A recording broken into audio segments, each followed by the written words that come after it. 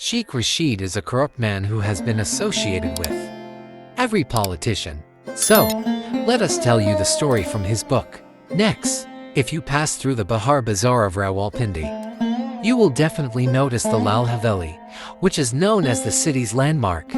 According to Chacha Sadiq, who has been living in front of the mansion for years, there used to be a crowd of people praising Hasan and Jamal in the darkness of the night. Now here, the political chessboard is decorated. Who built this red-colored building? Since when has Sheikh Rasheed Ahmed been in possession? And what is the history of this residence, which is slightly different from the rest of the buildings in Rawalpindi? Sheikh Rasheed Ahmed writes in his book First Pakistan that Pakistan is much more than becoming.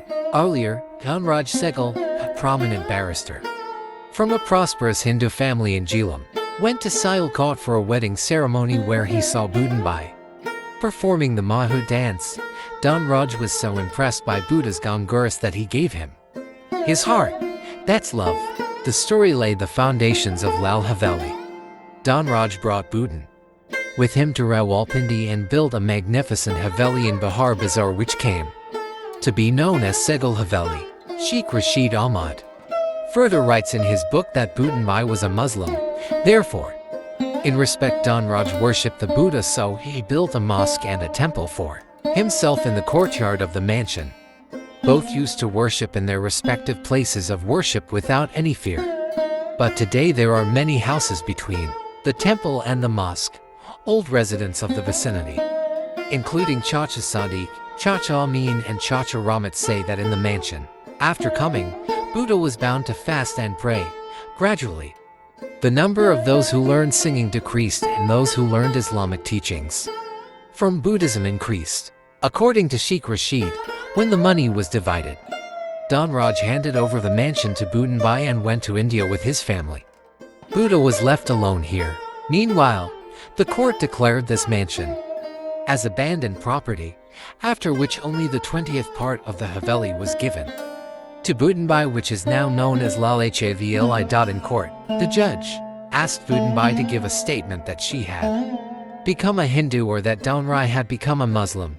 During this time, the hearing of the court was adjourned twice to persuade Buddha to give this statement, and the entire mansion belongs to him only. But he said in the court that we shared everything except religion. Thus, a large part of the mansion was taken away from him. Big and small shops of Bahar Bazaar and the streets were once the courtyard of the building. Chacha Remet tells that love and mansion were divided, but Budinbai became crunchy. When love is divided, the Buddha's existence is also disintegrated. Sheikh Rasheed explains thieves came to steal. In the same mansion, K's young brother was also killed. Various people would find him alone and peep into the mansion. People thought that she was a very rich woman with gold and silver ornaments, but in Daman there was nothing but incomplete love and its divided sign. One night Budinbai left Sehgal Haveli and never returned. No one knows where she went and why, but no one saw her again in Sehgal Haveli. After that, this mansion remained deserted for many years, and no one wanted to buy it out of fear.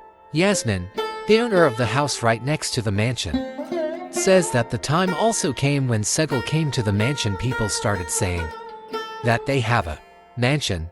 Someone would hear the peal ringing here.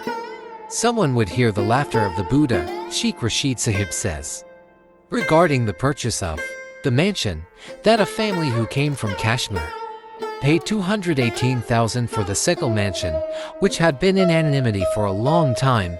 I bought. Then the buyer Sheikh Rasheed sold the mansion for 5.5 lakhs. Thus, Sehgal Haveli was bought at the price of the poor. Sheikh Rasheed made the mansion the center of political summer. The balcony that hosted several prominent politicians was also the center of attention. Politicians like Nawabzad and Nasrullah, Nawaz Sharif and Altaf Hussain in the same balcony addressed public gatherings. Sheikh Rasheed used red-colored Kashmiri wood in the renovation of the mansion after being given a new look. It was also renamed as Lal Haveli. The name has also been given to Sheikh Rasheed Ahmed, and the plaque of this name on the mansion was also installed in the 80s. Thus Bhutan by Sheikh Haveli became Sheikh Rasheed's Lal Haveli. This movie was about Lal Haveli. How did you like this movie? Please comment and share the video. Subscribe to the channel. Thank you.